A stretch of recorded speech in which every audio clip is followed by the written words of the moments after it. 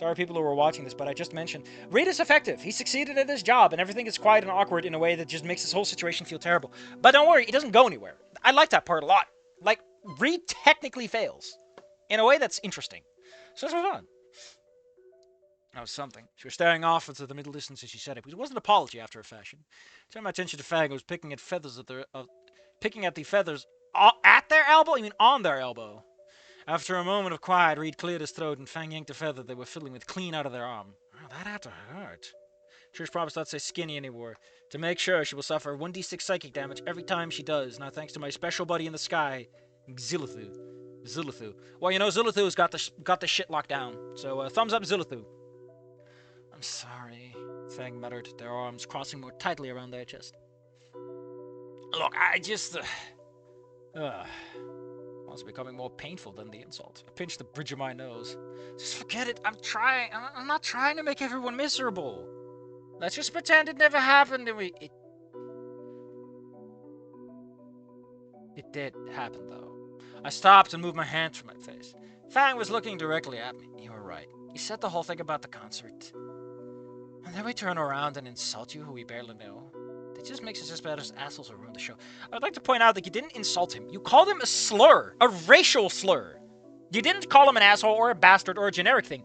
You called him out on being a human. As the only human in school.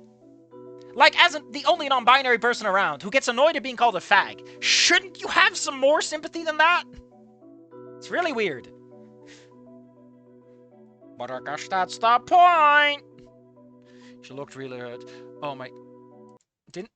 Didn't you just call out the whole, like, oh no, I'm misgendering Fang. I'm using the wrong pronouns. And I was just back to his old fucking thing. Jesus Christ. Listen, I make that mistake a lot too, but it's because I have Fang and Lucy in my head. Like from Goodbye the Kid High and Snoot Game. It's really annoying that the same character exists twice in the universe. That looked really hurt, but I couldn't pin down by what.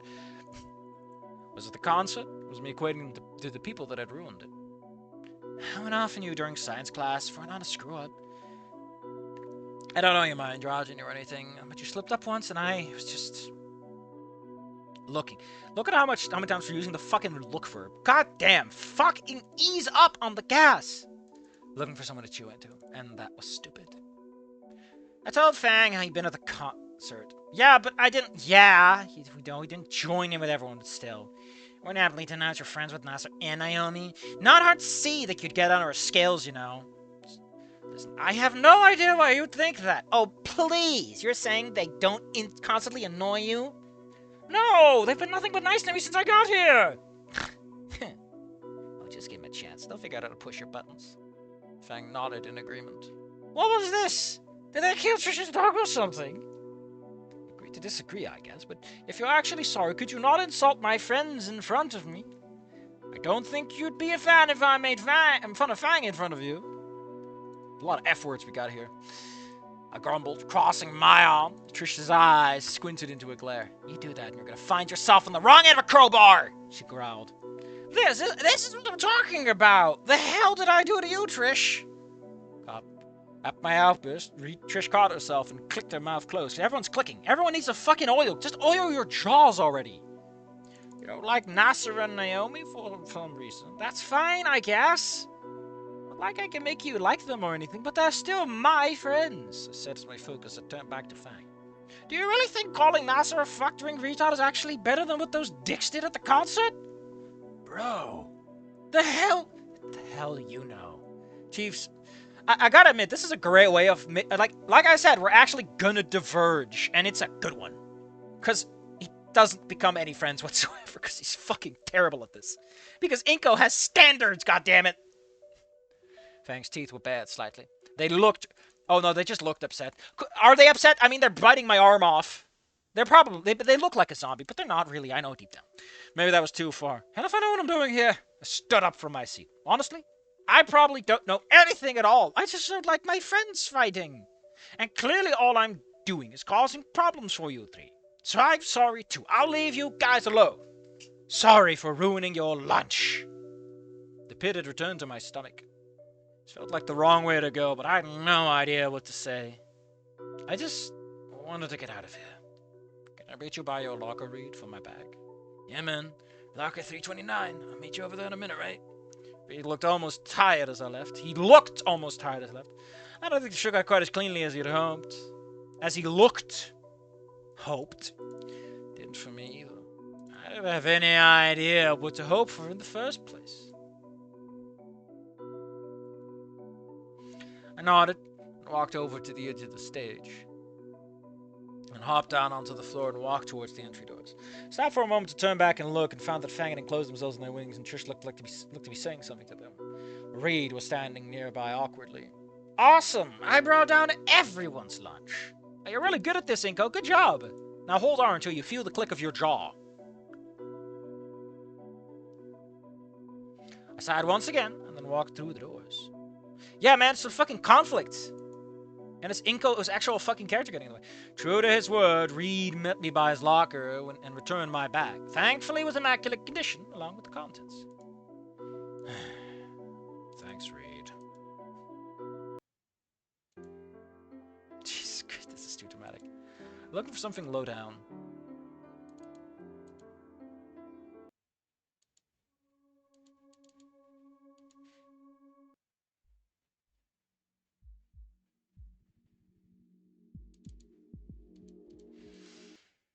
Thanks, Reed. No worries, bro. Hey, you meant what you said, right? About what? I asked, throwing my bag onto my back just as the bell rang and he came to lunch. About you and me being friends, dude, he said with a smile. If you still want me, then sure, I guess. It's honestly surprising given how hard I clearly messed up everything for Fang and Trisha's lunch. Right on, man. Here, let's trade info. Reed punched in an incredibly long password onto his phone, and then opened his phone's contacts. We gave him his number and he gave me his. We did a test message to confirm it worked and split off to go our separate ways. Just before I reached my next class, I realized I actually had a friend from here in my phone's contact. Not even Nasser and Naomi had given me their info. I mean, I hadn't asked, but that felt kind of cool. It felt important. It's almost like the original writers of a Snoot game might not have grown up on phones as much as modern kids do. It's almost like they're a little old. I'm just saying. Then again, maybe the etiquette's different. It's probably possible the etiquette actually developed in such a way that, like, you don't exchange contacts until you would suck their dick, you know? Until we're at the dick sucking stage of baseball, we're not doing it. I pulled out my phone. Thanks for wanting to be friends. Anytime, bro. I put a small smile on my face. At least something positive had come from that. The rest of the classes went by pretty quickly. The last period of the day concluded, and I stretched out as the bell rang. I let the initial flood of students go through the door before following them into the busy halls. I felt tired like Reed. The high point of getting Reed as a friend did little to combat the other draining emotional turmoil that emitted the rest of the day. And all I had to look forward to when I got home was an empty apartment and homework. Plus, I hadn't stopped feeling bad about how I honestly screwed up everything with Fang and Trish. Even Asa was insistent that Fang wasn't bad when I got to know them, but now it was looking like I would never know if that was true. I guess we'll see for real in science class, but things weren't looking good. Just wanted to go home and sleep. But as I stood in the hall watching a fight break out near the side exit, some student got into a row for some stupid thing, I decided to take a detour the long time around rather than deal with that. I love it when these fanfics have chapters that are like doing too much double duty, and it just kind of ruins the emotional impact. It's like, no, life's fine.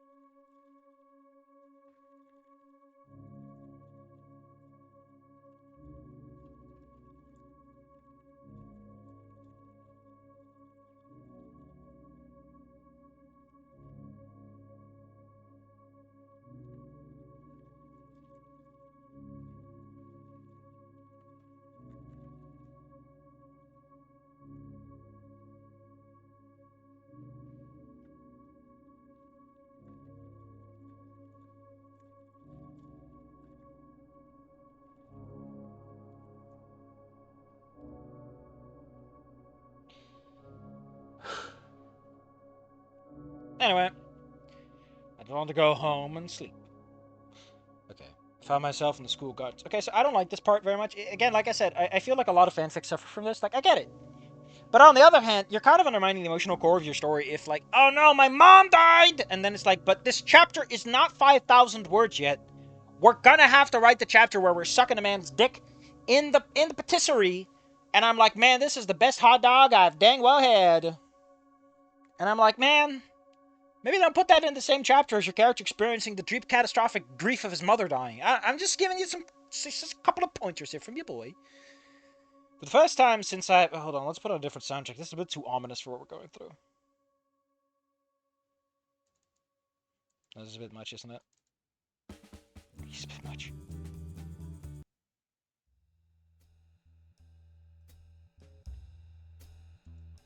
Yeah, this is nice and swankadelic. For the first time since I messaged Reed, a smile was back on my face. They really were lovely. God, this song brings back memories. I don't know how many times the flowers and plants there were. How long they took to grow and plant. Didn't that girl, the head of the club, say they'd be here after school? Turned around to see if I could spot the girl from this morning, only to run almost face first into a pale-scaled stegosaurus. I should have said spell because I don't like the species names. They always come across as weird.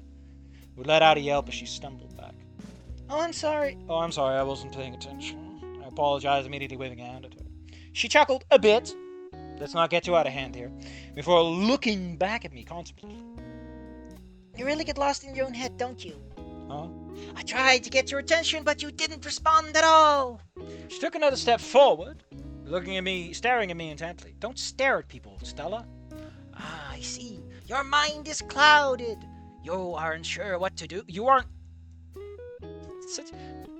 Why is that a question?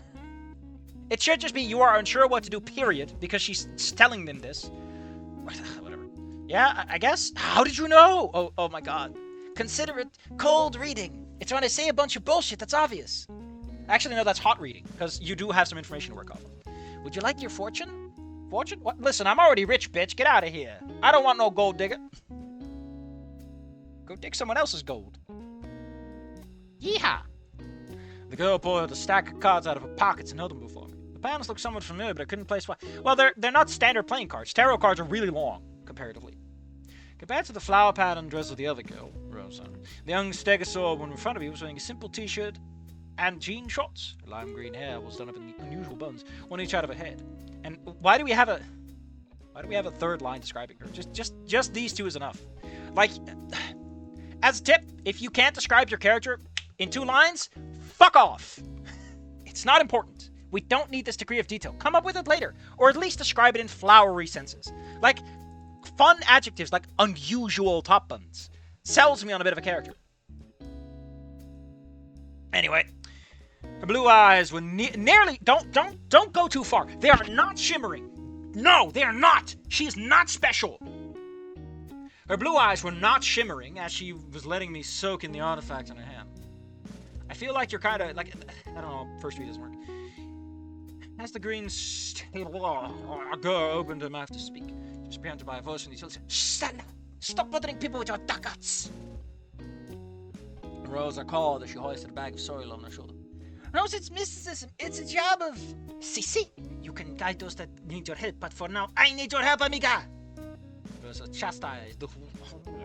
Stella puffed her cheeks out and pocketed the cards again before turning towards me. I would really like it if, because this is not a fucking choose-your-own-adventure game, you know, we don't have choices. It'd be kind of funny if we never do the reading, but we do a reading later, and it's just so fucking stupid. Like, I would prefer it if you just kind of cheekily winked at it, you know, I'd look confidence.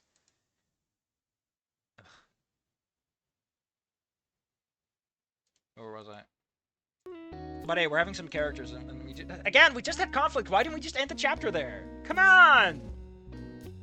I had no idea what was going on. Rosa made her way over to us and laid down the bag of soil on the pathway before standing up and looking over to me.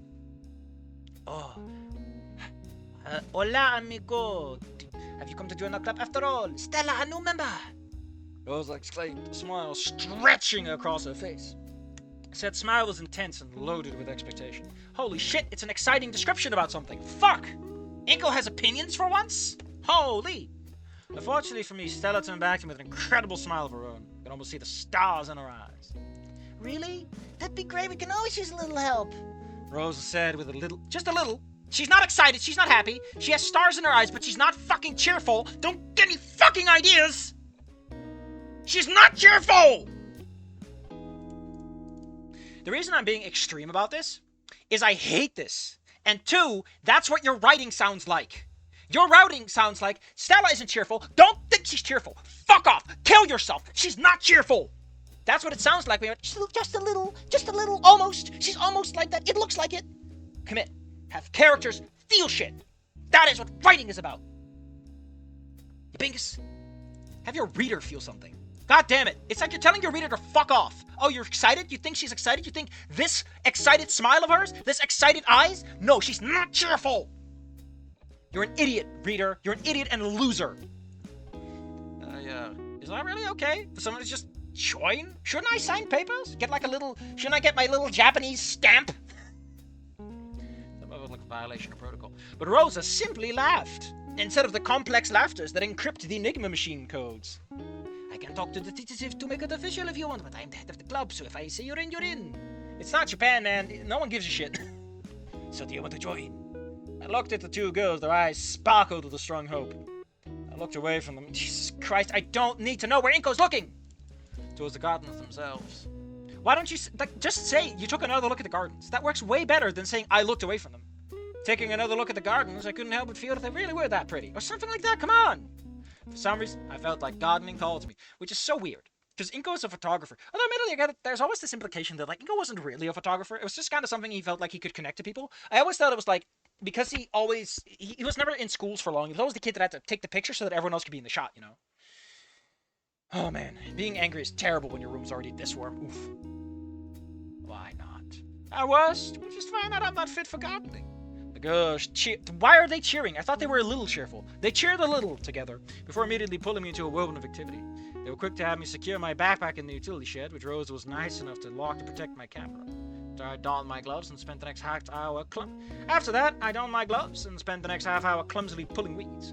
I only needed a few minutes of instructions from Stella on what to do to understand it, but it took me another 10 to get into the groove. Once the work was done, Rosa came over nodding in satisfaction. You learn fast, Inko. You'll be able to keep up with Stella Enemy in no time. Probably a long way away from that. Rosa handed me a bottle of water, which was eager to take, even with the midwinter chill of a coastal city. Being out of doing physical labor was quick to heat me up. I looked at the work done so far, and a question occurred as I wiped the sweat from my forehead. Do you really have that much work to do during the winter? I asked Rosa. Not really, no. It is cold enough that many of the normal problems like wheat are slow to grow. You just happened to catch us on the day we were doing it, so you could help out. What do you mean, so you could help out? That is such a weird way to phrase this. That implies that you premeditated this shit. Normally during January, we spend most of our club doing general maintenance and ensuring our supplies already. For when it finally starts to warm up again. I nodded as I reflexively wiped my gloves on my pants before stopping and realizing what I was doing. Laundry when I got home for sure. This is clever, right? I don't know if this is intentional. What I was doing, you were doing a laundry when you got home. If that's intended, that's clever. But I feel you could communicate that better by just having this be an ellipses. Instead of having him go, ugh. I'd done a decent job until that moment of staying relatively clean, but so much for that. Now to myself, bring a change of clothes next time. Still, I couldn't stay annoyed. It wasn't complicated work, but it occupied the mind easily enough, which is something I sorely needed today. Plus, whenever it snows or actually freezes, we sometimes have to rush to school to cover the more delicate plants and tarps and stuff. Stella interject. What is she interjecting? Bringing me back to the present moment. Oh, that'll probably suck. Hope that doesn't happen too often. No, it doesn't, thank God. There should be a comma there. We had it only once just here, and it was at night. Dios mío, it was hard to work with flashlight. Hard to do with flashlights. Well, if I'm gonna be a member of the club, feel free to call me if anything like that happens. Once again, a warm glow of Rosa and Stella's smile stripped away my melancholy. I wasn't completely gone, but I did feel a weight lifted off my shoulders. If we're getting ready to wrap up here, why not commemorate the moment of me joining up? Rosa was sweeping some loose dirt from the pathway while Stella was pushing the wheelbarrow. It's a wheelbarrow of tools towards the shed, and they stopped and looked at me. Because everyone's fucking looking at something these days. What do you mean? What do you mean, Inko? 1 second. I jogged over to the shed and grabbed my bag, which I was going to need to go home anyways, and pulled my camera and held it up. Stella's eyes glimmered, and Rosa gasped that they realized what I was doing. In short order, I had my camera set up and had Rose and Stella standing in front of the gardens. I did some final fiddly adjustments with the settings and focus before I was satisfied. Ready? No, why are you all the way over there, amigo? Come, you are cut of the club now. You should be in the picture too. Did you say come or did you say come? Because I don't want to be eaten. Rosa huffed away from me over. I smiled and shook my head. Couldn't argue. We're just gonna take pictures of them? What the fuck are you doing? This made way more sense in Wani for some reason. Like, here's just weird. I set the camera to die mode and jogged over to them. Set myself a little over to the side, but still in frame, but Rosa had different ideas. She grabbed me and pulled me to the center between her and Stella and threw her arms around me and my shoulders before smiling. I couldn't help but smile too. Once the picture had been taken, and it turned out great, if I could say, why can't you? Why can't you say that? I showed the girls and they were ecstatic. Muy bien. That sounds so French. It is even better than the official photographer, as I said, patting me on the shoulder. It really is. You have a real talent for that, Inko. Stella chimed in, with my face heating into a bit of a blush. It was really nice getting such compliments from people. I felt like I had what it took to make it big at the photographer, but after my initial setback with the whole Mr. Hammond thing, I still felt a long ways off. And compliment that was a huge boost to my confidence. Confidence I wish I had during lunch. Inko, what is wrong? Oh, just a lot of things didn't go as I'd hoped today, said as I placed my camera back into the bag. Like, oh wait, what is this? I do love a good description, especially introductions. A lot of fanfics just rely on the OG, and I guess, but where's the fun? Like, switch up Stella, make her super goth, like that. Just say you wanna fucking smooch the shit out of goth. What do you mean? I don't want to bother you guys with stupid drama, I said, trying to wave it off. I really didn't. These girls in a good mood were in a bright spot. Didn't need to bring them down with me. Inko, friends help each other out. Come on, tell us what's bothering you. If you want, I could even give you a reading. It may even help you get some clarity on how to handle things. Rosa dismissed the idea of the reading with a shake of her head, but otherwise didn't protest. I say the woman doth... It's not the actual phrase.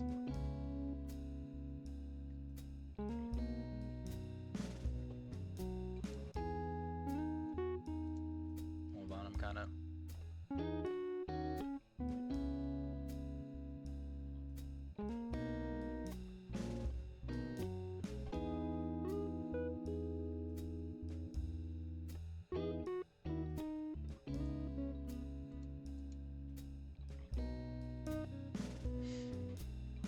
Rosa dismissed the ideas of reading with a shake of her head, but didn't otherwise protest. Rosa clearly didn't believe in what Stella did, but could keep whatever disapproval she had about it to herself. It's clearly important to... Jesus Christ, stop! Don't clearly twice! And it seemed like... My man... This is what I mean with that. She's cheering a little bit, right? Neat goth female option. This is what I mean, right? It's so dismissive! Like, no! She doesn't believe in it, and she's keeping it to herself. That's respecting it! What do you mean it seemed? I guess you could do that. I don't think I've ever had a reading before. I don't know what to do. Given how most of today went. Okay, listen, I'm just gonna skim over this, because I don't give a shit about the readings.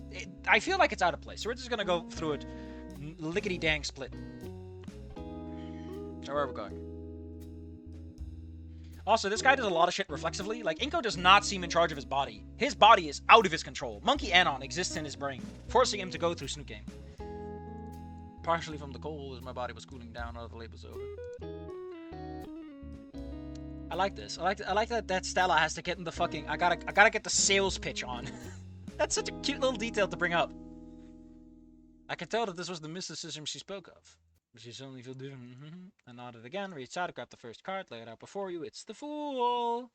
It means you're a bit naive. You're just walking into shit. Because he walks off the side of a cliff, wistfully.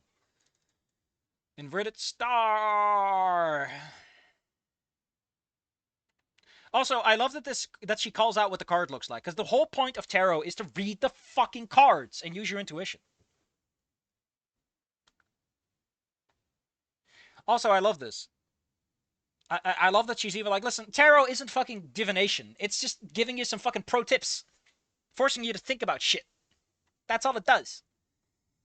It means you feel a sense of despair, negativity, feeling of loss and despair. Listen, I hold on. I need to put my little pause on the table, right? I want to talk about this. I went to Tumblr and like I saw someone post and they were like the tarot is like this ancient Wiccan, and I'm like, bitch, the tarot is not meant to be magical. It's a fucking card game that got turned in. What are you talking about?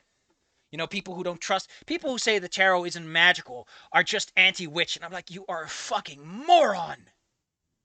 I don't think the tarot even exists in paganism, in like, you know, the Wiccans.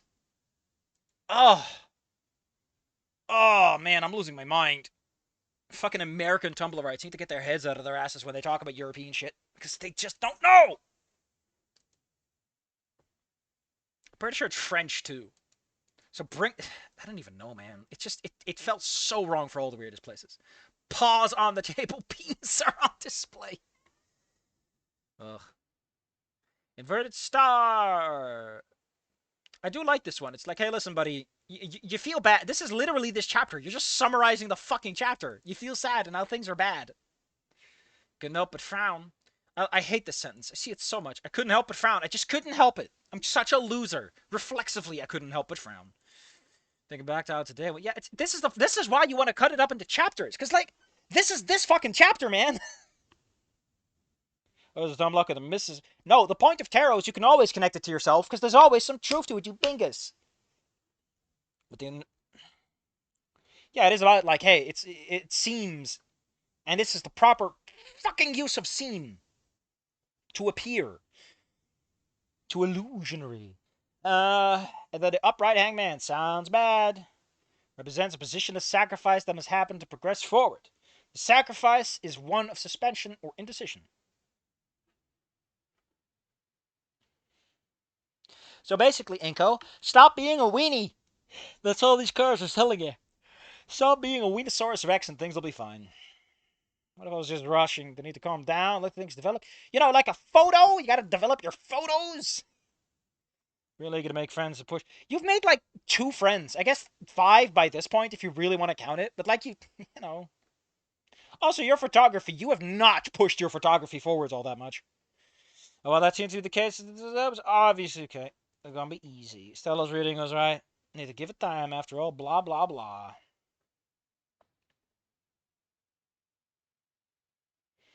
Exchange info. And then he talks to Reed. It's cute. So yeah, what a horrible chapter. But we're going unique places. We're going some wacky places. Oh shit, Tinker 315 is something to say. What sets Inko apart from different what sets Inko apart from Anon, you mean, is that he's not afraid to bring up what he doesn't like up front. He also doesn't have his underlying racism. Like, Anon's racism always felt more like he was trying to be edgy more than he was actually racist. Because for all the slurs he used, he never felt like he actually had any big opinions on dinos. You know, he never looks at Fang and goes, she's only good for the kitchen. You know. Additionally, Inko doesn't have any real dislike of Naomi and Nasser. Heck, he even defended them. However, Inko seems to be less perceptive and tactful. Which is weird. It'll be interesting to see the character development for Inko, with no Yannicon as mentor figures or the Pain as his found family. Yeah, that's kind of the problem. Like, a lot of Inko's character development is tied into a bunch of secondary characters that have no comparable equivalencies here, unless you stretch out certain characters in their roles, which would be weird. Because I don't think the fucking mom and dad in the Aaron family are going to take him in, and I don't think Spears has the time for someone like Inko. And almost gaslighting to being racist like the loser is. Yeah, he doesn't know what racism is. He just calls people slurs and thinks that's good enough. Like, he probably has opinions, but he doesn't know how to use them. Like, the racism didn't stick. It's a post-racism society because Anna doesn't know what the fuck to do with it. He doesn't walk up to a guy and go, you're just a primitive monkey, and I'm going to disregard everything you say. Go fucking grab me a sandwich. You know, he's not like that. He doesn't quite understand it. And that's funny. That's why I think he's funny about it. That's what makes Enko such a fucking loser. Have you decided which ending it's gonna be fucking ending for? Because why settle on less? Anyway, boop boop boop boop boop boop. It includes tags for Inko Fang. Don't have his attention or because the tags don't exist yet.